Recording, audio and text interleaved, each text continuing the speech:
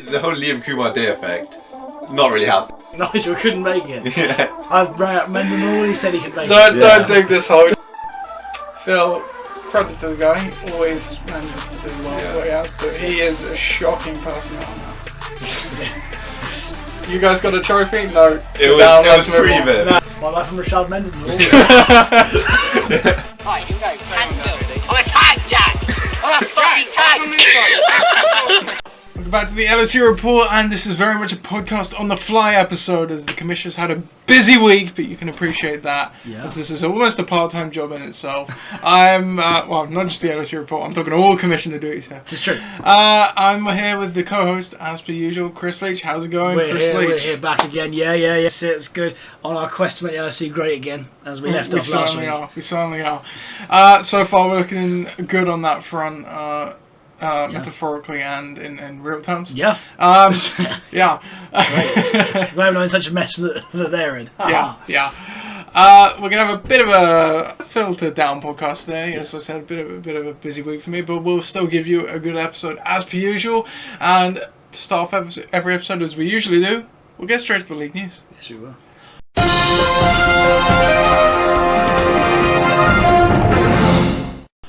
Waivers, as per usual, is what we start with, and it will be no different today. So the Tarkvats added Eli Rogers and dropped Jaquiz Rogers. Roger Fest. Yeah, I wasn't even aware he was still on the Tarkvats roster still. No.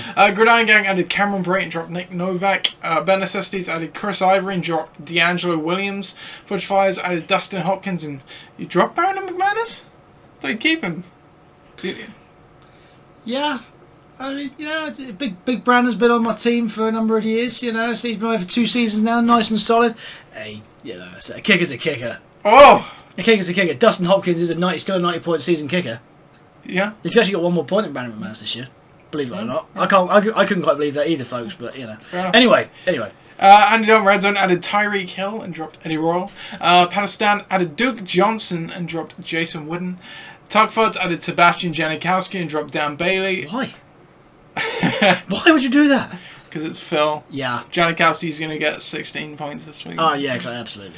Ben Necessities added the Patriots defense and dropped the Jets defense. Pakistan added Cameron Meredith and dropped Ty Montgomery. Actually, an interesting ad now with the Alshon Jeffrey suspension. This is true. Yeah. This is true. That's it. Pakistan, again, is the waiver wire. Stronger. Ben Necessities added Stephen Hauschka and dropped Chandler Catanzaro. And finally, Gridiron Gang even, hot off the press, just added the Miami Dolphins D and dropped the Green Bay Packers.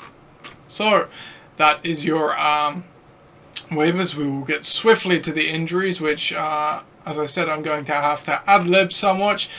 Jordan Howard suffered some sort of Achilles injuries, but he was a full participant in practice Wednesday, so he should be just fine for Sunday.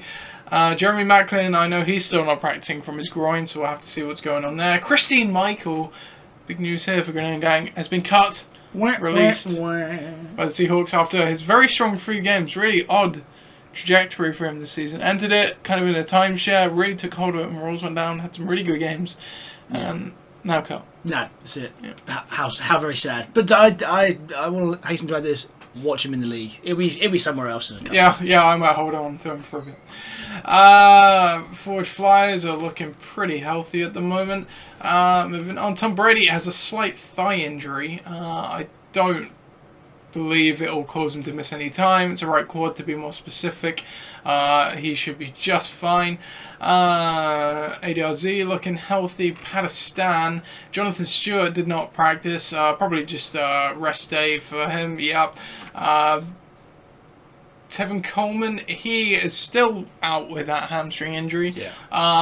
I would imagine he'll probably come back this week, but that's no guarantee.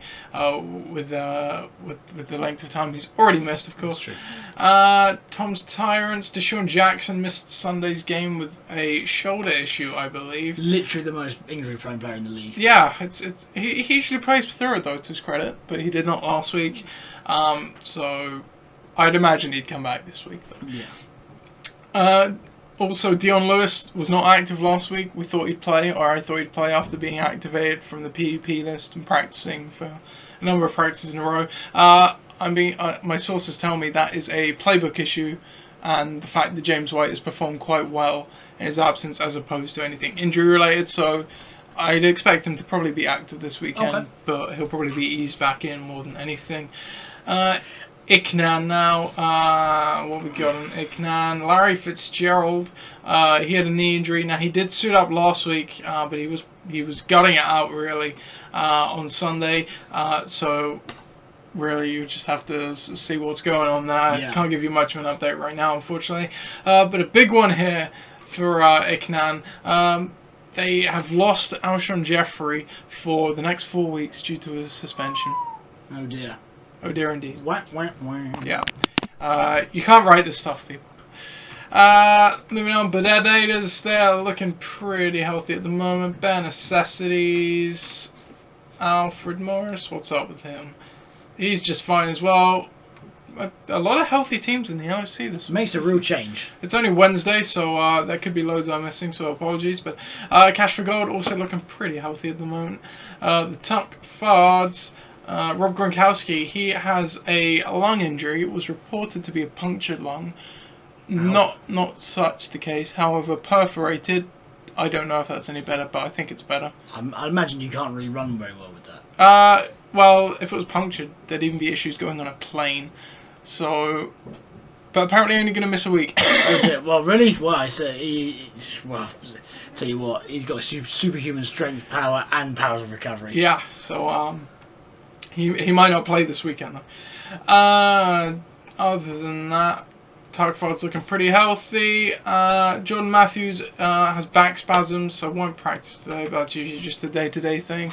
So he should be good for the rest of the week. Yeah. And that is your injury updates. Well, there you go. In a nice tight bow. That it really is. Yeah. Not a lot going around. No, not a lot going around. And as I said, we'll keep it a punchy episode since I haven't prepared a lot, so we're not going to draw out too much. No. So we will get straight to last week's games, and we'll start off with last week's marquee game picked for a marquee matchup.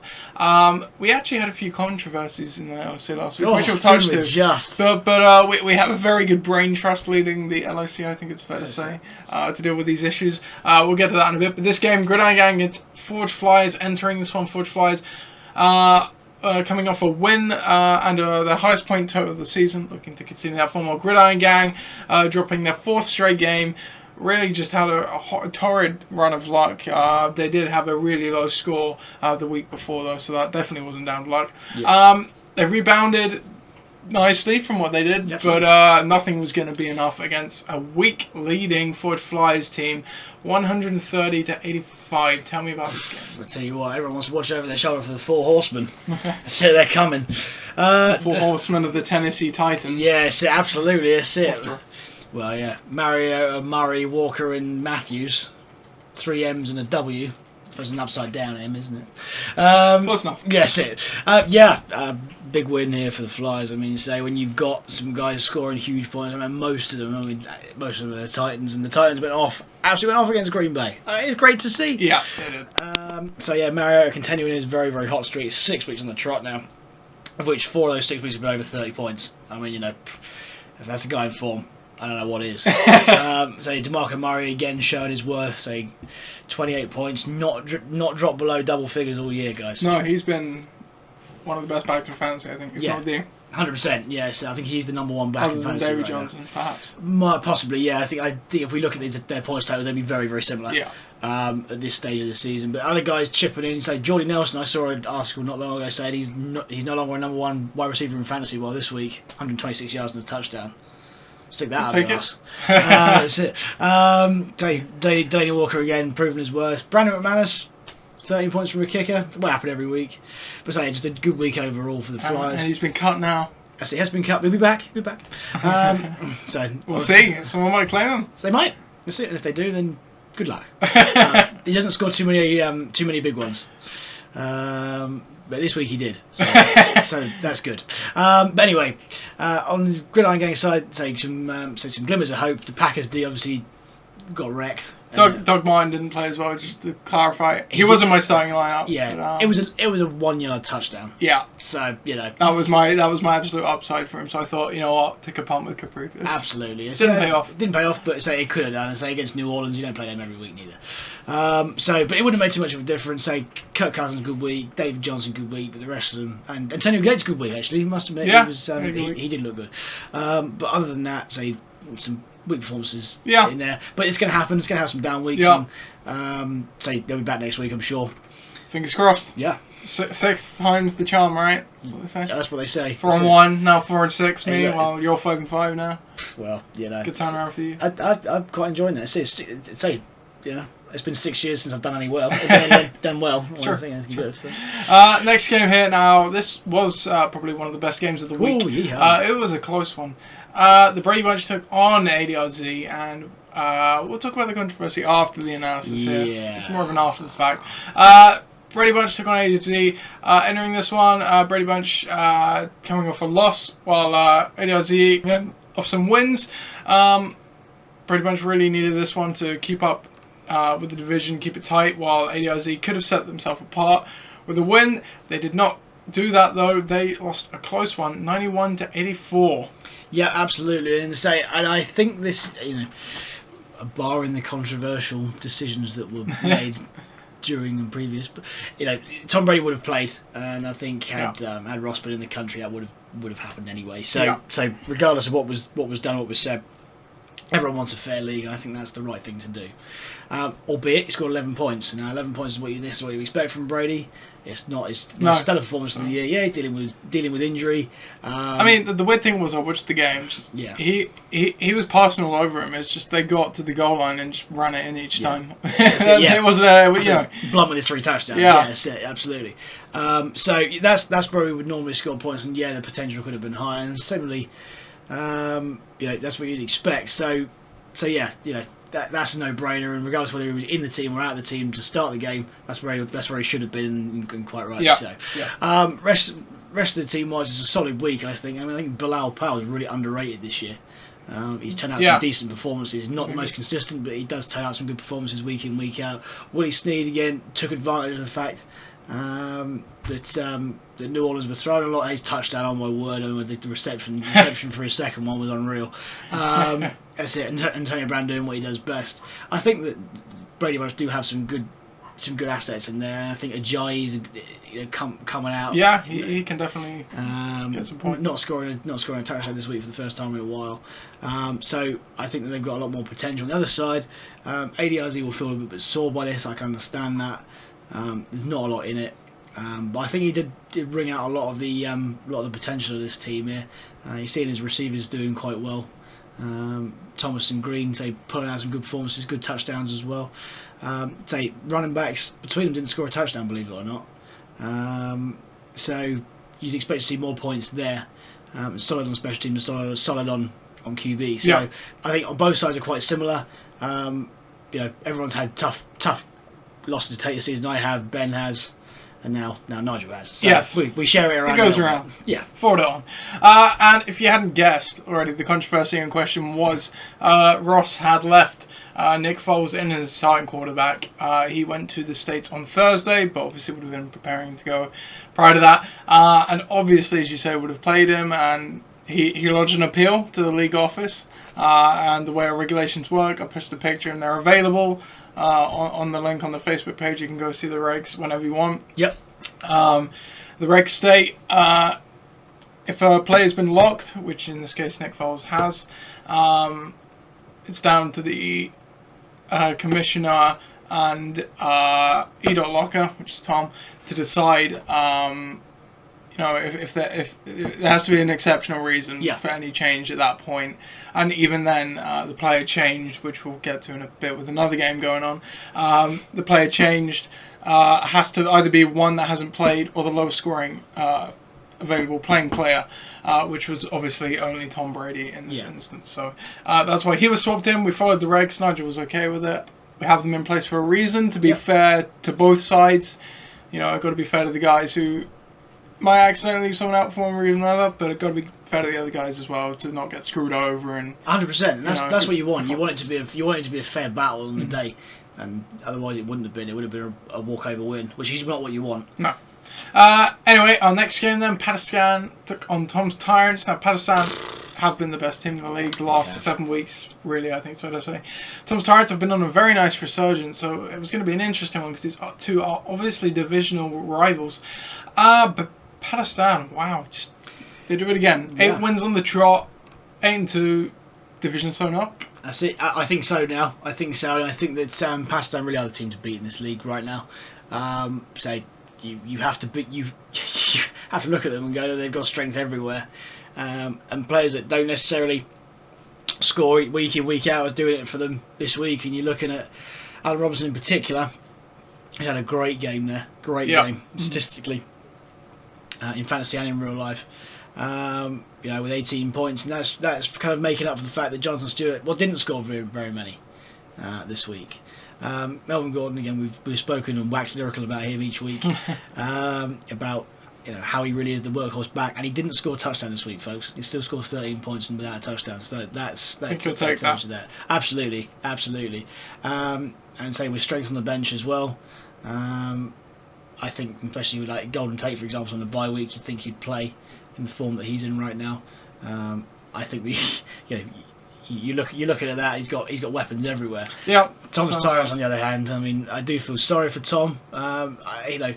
Some key player you're thinking Cutler comes in against a very weak Tampa D and only scores 7 points on the day, fantasy wise. Yeah. That's not so clever. 2 picks. 7 points isn't really what you expect from a QB. I think that's probably the shortfall here. But when you do play Jay Cutler, it's kind of what you ask for. It is, yes. You know what you're getting, especially when there are other options out there. But then again, you're looking at guys like you think Miller, maybe a little bit more from him. Benjamin's in a struggling Carolina offense right now. Mm-hmm. Landry seems to have died off since Miami decided they want to run it a lot. That's the issue here. And say strong on special teams, and I think without that special teams, you're looking at a very weak performance.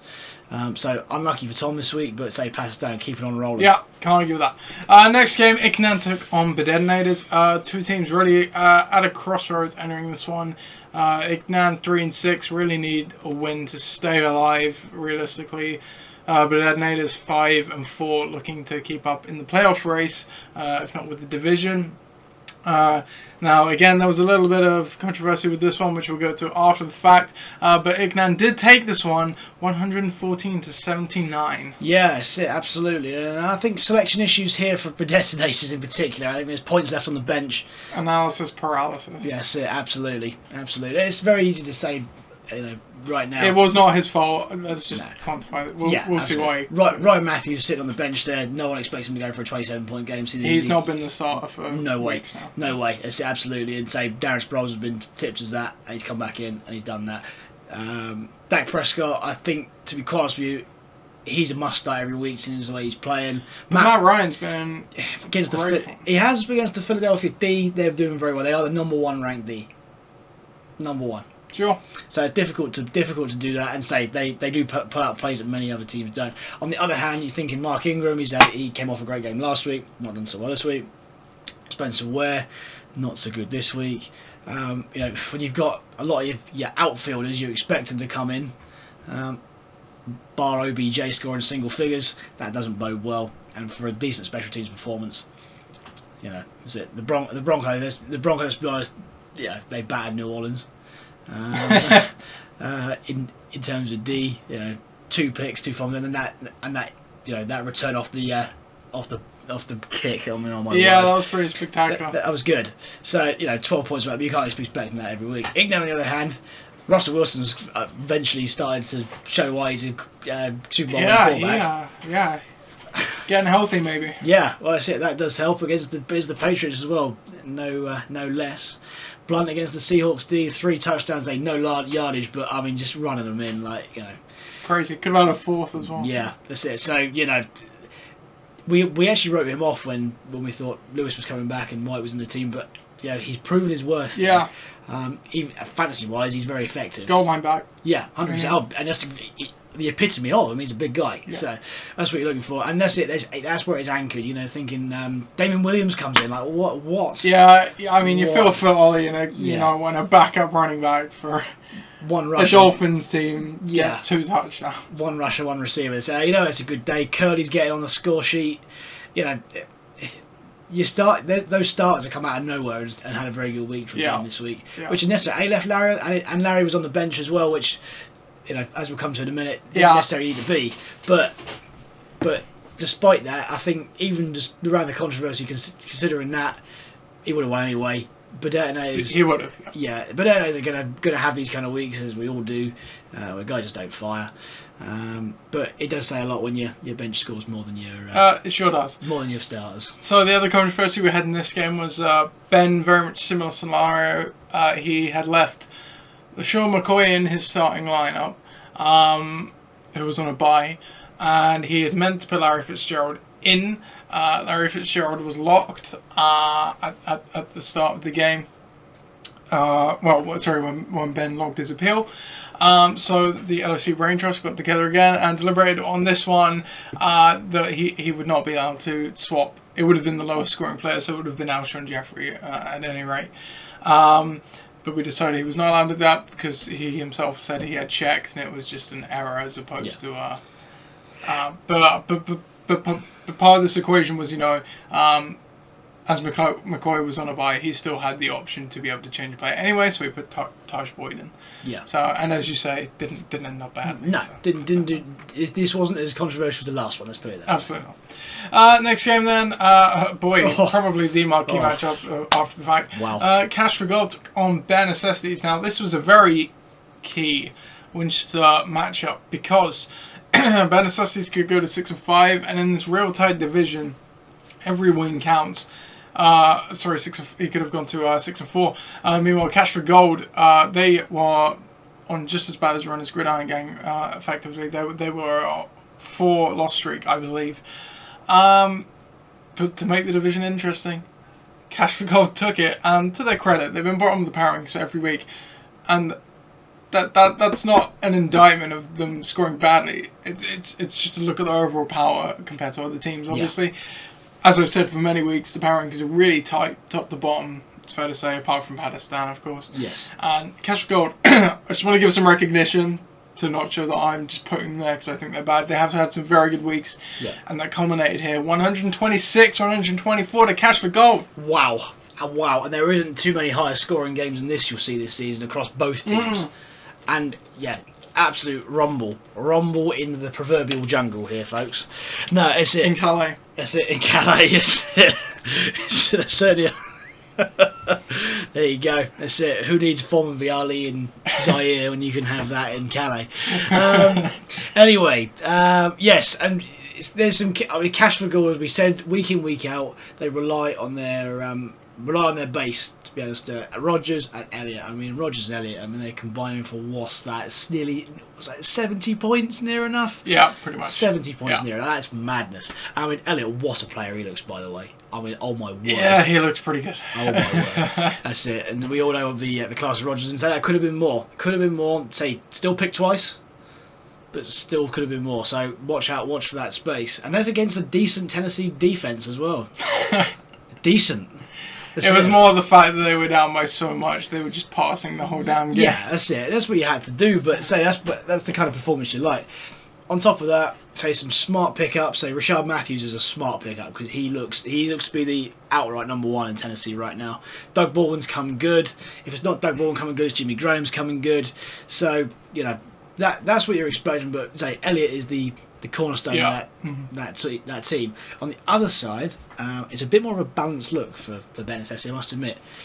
Eli, say again, picked twice, but still three touchdowns. Like, come on now, that's what you like. Matt Forte, and you don't really see too much of that. Say 98 rush yards and 11 receiving in a 12-point game. No touchdowns, of course, but still nicely chipped in and say he's coming good again. Good again. Mm-hmm. Le'Veon, you expect him to do his thing. Brandon Cooks, high-powered offense at home, you expect him to kind of get that. Stephon Diggs, say 164 yards, no touchdowns, looking good. Sam Bradford's on fire there. Won't be that every week. No, that's what we're going to see. So it's unlucky. Ben Necessity's playing over anybody else who's going to win that game. There's lots to be positive about there, but Cash for Goal, good win for them this week, albeit two less points from Elliott. One less interception from Manning. Yeah, that's it. Yeah. That's what you look at. Yeah.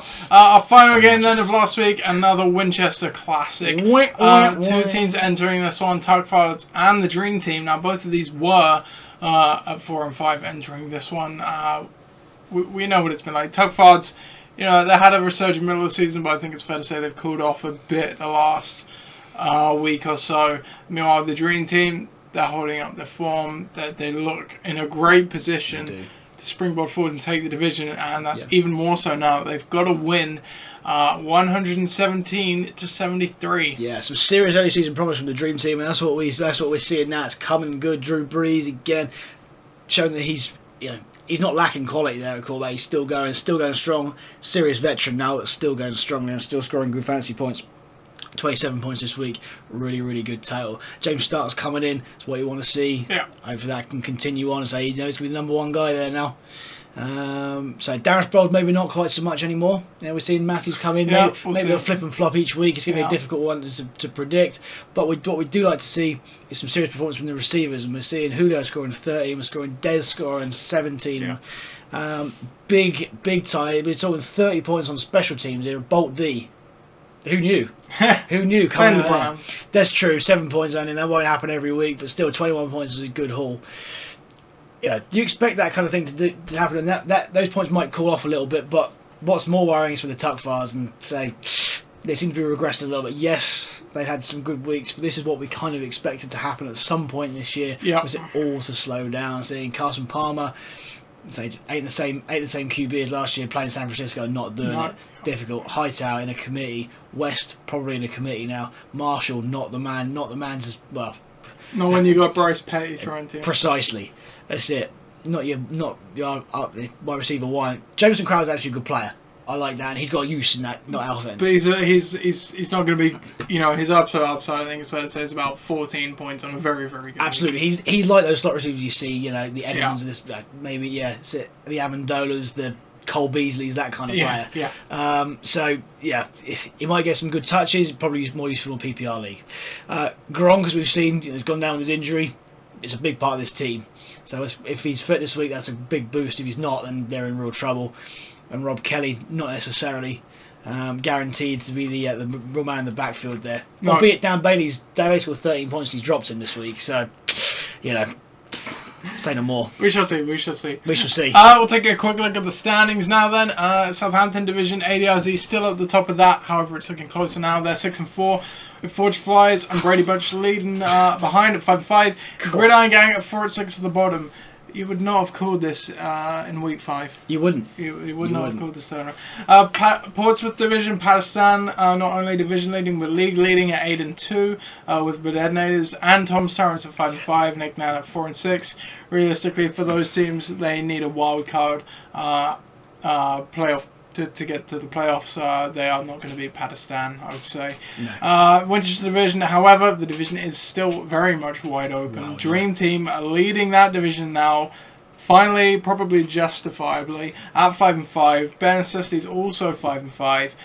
Meanwhile, Cash for Gold and the Tuckfards both at 4 and 6. Huge. So the league is still very, very tight, folks. We've just seen that there. It's unbelievably open. Yeah, unbelievably open. No power rankings reaction this week. I have not had time to write them, but I promise you they will be out Thursday, which is tomorrow as of recording. So look out for them then. So we will just roll straight into some quick previews for next week. But first, to do that, we need to pick our marquee matchup. So let's take a look at the marquee matchup potentials.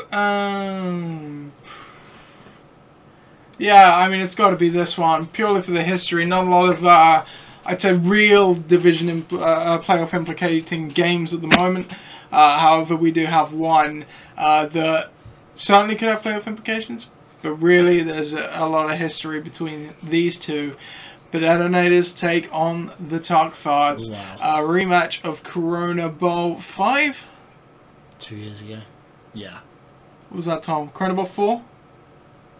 They're playing the What, Corona one? what we on net? They Must be the played in the final. They played in the final. 100%. When was that? That was. Oh, it must have been 5. Must have been 5. 2 days 7 ago. was. Yeah. It was Yeah. 5. Excuse me, Corona 5. You were right first time. Yeah, right the first time. We all know the story of that one. We're going to bring it up every time. Tugfards have a great record against Bedetnes. They certainly do. However, Bedetnes did win the one that mattered. Entering this game, both these teams really need a win to stay alive in the playoff race at the moment. Bedetnes is obviously much better positioned at 5-5. However, they're coming off a 2-game loss streak, not having the best couple of weeks. Tugfards have had a bad couple of weeks. They've also lost 2 in a row, so it should make for a good game. Projections 81-66. What do you make of it? Well, that's it. You're absolutely right here, Nathan. I must admit, the Tugfards are going to be struggling, as we saw last week, to be able to beat one of the more consistent sides in the league, and we saw that. We've seen that for weeks and weeks. However, I think the Tugfards, if they're going to do it this week, this might be well be the week, and here's why. Ben Roethlisberger playing Cleveland. Here we go. It's it. See, big. Well, not a rivalry necessarily, but it's still a big game for them. Yeah. Simply because, say, Cleveland have looked really bad this year, and Big Ben's going to go mad. Probably. Absolutely mad. If Hightower gets the touches, Carolina haven't looked good. Say Crabtree's come back in, playing Houston, without JJ Watt and the defence that they are. Crowder's keeping going. If Gronk's fit and he's playing San Francisco, he's going to ruin that lot. I don't know if Alan Hearn's at Detroit, but say they haven't got a very good secondary either, and Arizona have been turning the ball over like no one else, and the Vikings have been playing very well. So yeah. So I think that that matchup wise, you're looking good, and hasn't got a kicker yet either. On the other side, you're seeing some players here that you'd expect to score some big points. I mean, Dak Prescott did going well, but against the Bolt who come off a very good week. not the best week in some cases for matchups. No, Ryan Matthews playing against the Seattle in Seattle. Scary. It's a tough one. That's it. Spencer Ware playing at Tampa, like that. Yeah, but that's probably the only. And Edelman in San Francisco, I like especially that. if Gronk doesn't play. Absolutely. OBJ in Chicago, tougher than some years, but you still expect him to do well there. Yeah. So it doesn't look very good for Bedetnes at the start, but then you also see what Tugfards are starting. So yeah, I think it's closer than the projections look, but I'm still going to go for Bedetnes because they've got the better players. And I'm actually going to go for Phil purely because he always pulls out against Bedetnes. In previous years, I've been like, nah, there's no way. To Bedetnes, and every time Tugfards take it, but this time I'm gonna give Phil the benefit of the doubt. Wow. Okay. And he'll probably lose because I'm picking him. Be cool. So, but Ollie will thank me for that. I'm sure he will. Yeah. Next game then, Bare Necessities take on the Tom's Tyrants. Another real implicating one for playoffs. Now, as I said, in the Portsmouth division, realistically, none of those teams have a shot at winning the division. So really, every win counts for these guys at this point, and they could pick up a big win over a potential wild card opponent here. Yeah. But Bare Necessities, they've still got a great shot at winning their division, so this makes for a real good game as well. Projections 83-60 currently. Both these teams coming off a loss. Bare Necessities are missing quite a few players from that projection. Tom Stratton's missing one as well. Tell me about this game. Yeah, that's right, and you're absolutely right, Nate. They are. That's it. Missing their second running back, a kicker, and a D. Now I'm just looking on the bench here. It looks like they're going to bring the Patriots D playing San Francisco. I'd say that's a pretty good matchup. Yep. See this Kapke turning the ball over. Yep. And Hauschka against Philly. Say where Russell Wilson's playing, there could be some PATs to score there. So that's good. That's good. It's what you want. It's the second running back. That's the problem. It's Chris Ivory. It's probably going to be. Yeah, that's it. And say Chris Ivory's they've changed defensive coordinator in Jacksonville right now. They do run the ball more. Yeah. But it's a committee pretty much 50-50 between him and Yeldon. Yeah, absolutely. And you're hoping for maybe a more run-heavy D here, playing Detroit. Their secondary's not great, but you can't really rely on that. But it'll be interesting to see if anyone's going to score a touchdown, it's going to be Ivory. So maybe bringing him in wouldn't necessarily be the bad thing. However, I think around that, Bell's playing Cleveland. That's big time. Cook's playing the terrible Carolina secondary. On Friday morning, Thursday night, is in the US. That could well work for him. Moncrief coming back in what is looking to be another shootout against the Titans. Say it's going to be a pass off there. Say Martellus Bennett's come in. well, Probably going to be the starting time. Absolutely, against San Francisco. And we said before, if Gronk could ruin them, so can Bennett. So, so yeah, I think that there are some positives to be had there. On the other side, Tom's Tyrants. So you'd like to think Lucky coming back into the team rather than Cutler, and you'd probably be starting, I don't know, maybe Crowell rather than Williams this week. He's on a bye, San Diego on a bye this week. Or Deshaun Jackson. Or Deshaun, yeah. So either way, that's pretty solid, and it's almost full strength. I'm not so sure about the matchups here. Maybe not quite as good. I certainly don't like the Chiefs versus Tampa the way they're playing right now. Landry against Los Angeles could be an interesting one, but it depends if they're run heavy again. Kelvin Benjamin against New Orleans again, that could be good if it turns into a bit of a pass off there. I think the projections are slightly too high for Tom's Tyrants right now. We're seeing like James White projected 17 points. I'm not sure that's going to happen. Lofty. Yeah. So nice. But I think on balance, I'm going for Ben Necessities. Wow. Okay. I'm going to go for Tom's Tyrants. So okay. We're going to disagree. Should be an interesting week. Yeah. So, next game then, Cash for Gold against the Brady Bunch. We've actually got quite a lot of, maybe not marquee matchups this week, but a lot of good matchups. They're very close. Yeah. And this is another important one again for playoff implications. Cash for Gold 4-6 really need to keep the wins coming to stay alive. Meanwhile, Brady Bunch 5-5. They can take the division. They'll need to get a few more wins and maybe some more points over ADIZ, but it's certainly possible. Both these teams coming in off of a win. It's a close one at the moment, 95-90. Cash for Gold. Tell me about the game. Well, Brady Bunch this week, and I think that as we said, we got guys who are matchup dependent, and there are some matchups here. Oh my God. Brady against San Francisco, eat me. Ajayi against LA, absolutely brilliant. Brown against Cleveland, gobble gobble gobble. Willie Snead. It's not Thanksgiving, yeah. That's it. Not yet. It's it. 2 weeks though. Willie Snead against Carolina again. Eat me up. Kelsey against Tampa. I mean, this is a matchup fest for Brady Bunch. I mean, they must be rubbing their hands together going, what a start here. On the other side... Decidedly tougher. Yeah, absolutely. But I think, starting from the top, we talked earlier on about guys who were key for Cash for Gold, which was Rodgers and Elliott. Rodgers against Washington looks to be quite a good matchup for him. I think that they're going to be two quite pass-heavy teams playing like that. But Elliott against Bolt, I mean, that's... it's tough. Yeah. He's a rookie sensation, but it's tough. Yeah, that's it. It could be. He's burdened every other team this year, so it'll be interesting to see what happens playing them. I quite like Doug Baldwin against Philly, though they are the number one ranked team. They are playing at home. I think that Seattle are going to have a lot of ball in hand because Carson Wentz will be playing in Seattle. I'm not sure how his temperament will be when it comes to that. And we've seen him this year have some real stinkers. So playing against the Legion of Boom in the Boom Town, I think that could be an interesting one there. Sure. Similarly with Jimmy Graham. Who are you taking? I'm taking Brady Bunch because it's a matchup fest. It's dream. I'm gonna revive Tom's article since he has neglected to do it for a number of weeks. And say that Tom Brady scores 75% of Cash for Gold in time. Huge. Tom Brady. Iknan v ADRZ now. Wow, the good games do keep on coming this week. This is obviously a Corona Bowl rematch. Absolutely. As well as, it's the Corona Bowl rematch. Yes. I think this is the first time these guys have faced each other since then. So it's going to be an interesting one. Iknan really need a win, another win to stay alive in the playoffs, as do many teams at the moment. Yeah. While ADRZ, they're at 6-4, they've got a 1-game lead in the division right now. Another one would really help them get on their way. Projections currently have this one at 102-70, but ADRZ are currently without a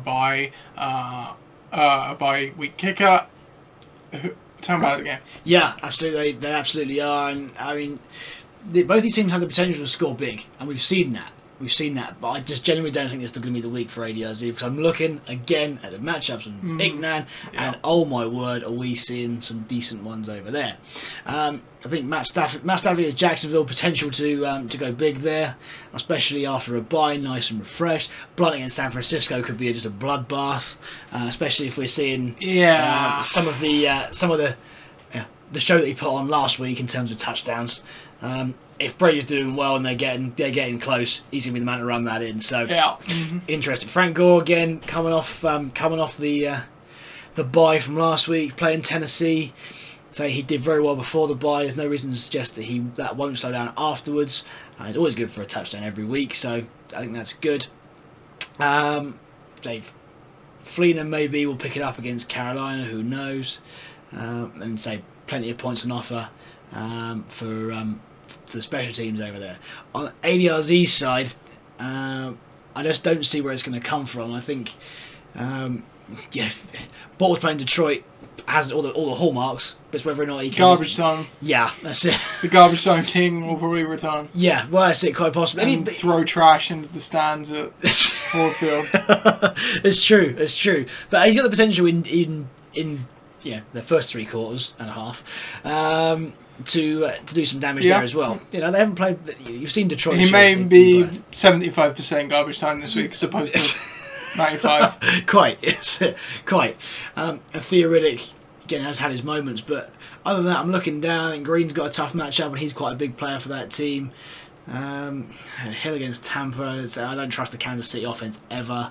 The Cardinals D, I like that, and against Minnesota, who have been a little bit boom or bust. They could have the potential, but I'm not seeing it, Nathan. I'm really not. I think Ada's going to struggle this week. I think Ignan are going to take it. Yeah, I will pick Ignan in the acronym bowl. Yes. Well. we're predicting some interesting playoff implications. Absolutely. Next one, then, the Dream Team take on Ford Flyers. Both these teams coming off of 2 winning games. Really, just again a case of what I've said all along.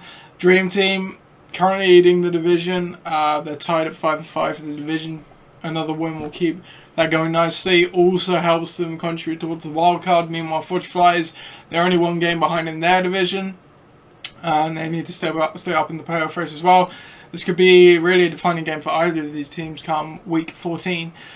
Projections in this one currently have it 90-77 in favour of the Dream Team. Tell me about the game. Yeah, that's right. Well, this does have all the this has it written all over it. This has high scoring written all over it. I think the Dream Team, they've had some really good weeks recently, and they are certainly the team to watch. And I think Breeze on Thursday night, watch out for that, because say between him and Cam, that could be a very, very interesting battle of quarterbacks there. And he's going to want to be thrown a lot against, obviously, Carolina's weakened and not particularly decent secondary. Say Starks again coming back into the offense. Watch him. Murray coming back in. I'm not so sure about that. Back in his committee, playing Houston. They're not the defense they're meant out to be, but I still don't like that. Murray hasn't done a lot this year. Sure. But as we said earlier on, it's receivers, and say Greg Olsen, if Cam's playing well, will get points. Matthews against Seattle is a tough matchup, especially if Wentz doesn't play very well. And Dez against Bolt, say he's got all the skill. He's obviously the man. He's the man in that offense, and Dak likes throwing to him. But it'd be interesting to see against what is quite a tough D. Yeah. On the other side of the board, it's Titans or bust again. Say Mario and Murray. And Walker back trying to reprise their roles from last week. I think that actually they're projected a little bit lower. Certainly Mariota this week, and because he's been throwing at left, right, and centre, playing very, very well. Yeah. Say 16 points projected just isn't enough against Indy, because again it was in the corresponding fixture 3 weeks ago. It was still a very, very high scoring game again. Yeah. And we're seeing that transfer over. Hilton's there. He projected 6.9 points, and I'm not seeing that, Nathan. I'm not seeing that. I'm expecting more. Nelson against Washington. I thought you said the Titans had a good D. That's it. They do have a good D. They do have a good D, but when people are throwing left, right, and centre, as we saw last week, especially with someone like Hilton, who's undisputedly the king of that offense, he's got most targets in there. I think we're going to see more than that, and Jordy Nelson's going to carry on his form. Michael Thomas had a bad game last week as well. Everyone forgets that. Say two fumbles and no points, and it was carried. So, and he's got the potential to be very, very good. So, say I'm feeling good about this game. Say that team doesn't score 130, 126 points in 2 weeks for nothing. So Forge Flyers, take it from me. Yeah, you're going Forge Flyers. I'm going with the Tennessee Titans. Yes, you are. Otherwise known as Forge Flyers of the LOC. Yeah, man. Our last game then, Gridiron Gang against Pakistan. Now, earlier on this game, it looked like earlier on in the season, it would look like quite a good one. However, where we are now, it's probably less of the juicy ones. With Pakistan essentially having sewn up the division at 8-2, I guess they need one more win, 2 more wins probably to really nail that in the bed. But they're on an 8-game win streak. Meanwhile, Gridiron Gang just on a 5-game slide. 3 of those games that have very good scores. The last 2 not so much. Yeah. But it could be an interesting game. All the same, we've seen Gridiron Gang in their history sort of be the cardiac kids and upset the Giants in each season. They've managed to do it pretty much every season. They did the Dream Team last year and then to other teams in years past. But they'd be hard pressed in this one with the projections. Currently, a really low score, 73-60 in favour of Pakistan. Yeah. Tell me about the game. I'm not so sure about this. I must admit, I can see why it's a little bit low for Pakistan this week, and I hate when teams play Kansas City at Arrowhead because Kansas always seem to turn up at home. And you see genuine points from Tampa this year. Winston and Evans, some real stacked scores there. But I don't think it's going to be happening quite as much there. I mean, yeah, Evans is still the number 1 there, and Winston's been playing very well as we saw at the weekend. Yeah. But that's a tough place to go. Yeah, sure. And I think that's going to be the points are going to be suppressed. Also, earlier on we said that Melvin Gordon was their number 1 at the moment, the number 1 running back by distance, and he's now off on a bye. Yes, Golden Tate's come into the flex, and Gurley's moved into the running back position, and that's still a good person to come in. Still a good player to come in. Say Tate's on the up, Marvin Jones on the other side of the board's on the way down. But the problem with that I'll probably put Jordan Howard back in. Yeah, that's it. We'll see. Put Jordan Howard back. Okay, fair enough. So we'll see what impact that makes. But saying that, say Jonathan Stewart's playing New Orleans. I think that's good. I like that. I also like the fact that Allen Robinson's playing Detroit as well, and that really could work. On the other side of the board, Big D comes back in. He does. He comes back in. Well, okay. So he's had his ups and downs this year. Playing in Houston, interesting matchup. But I certainly think that it's a better play than Cousins on the bench against Green Bay. Say Doug Martin again playing Kansas. I think that's it's the same side as dodgy. Yeah. It could well be suppressed. David Johnson against the Vikings. He's matchup proof, dude. Yeah, he is. That's it, absolutely. David Johnson, no matter what. No, that's it. But then we look down and we're seeing Randall Cobb not necessarily firing all cylinders right now, but overtaken by Devontae Adams in that offense. Hey, until last week he was doing really well. That's it. He hasn't got as many points statistically. History will tell you that. So, and Mike Wallace, who as we see every year, is a long threat, and he's good for a play. And say if he gets in the end of Flacco's arm, which we hear every week. Joe Flacco's got a great arm, though he gets picked a lot. Then yeah, he's on for points. But I think below that, Gridiron Gang could be struggling again this week for points. There's not too many playmakers in that team right now. I think Pakistan are on obviously on a roll, and you can't really bet against the form. So I think I'm going to have to go for Pakistan. Unfortunately, you back me, but I can't back you. Yeah, that's fair enough. I think my team could put up some decent points, but I agree. I always say don't go against the team in form. And despite Pakistan being without Melvin Gordon, they're still the informed team and should be able to beat me. But, as I said, don't be surprised at Gridiron Gang. No, never surprised. We can see it. And that is your games for next week. So I hope you enjoyed the episode. I'll let the co-host take you out because that's always entertaining. What do you got? It is. And it is absolutely insane. I think this week we're on for some of the more high-scoring games the LOC this year. It has all the makings of a great week.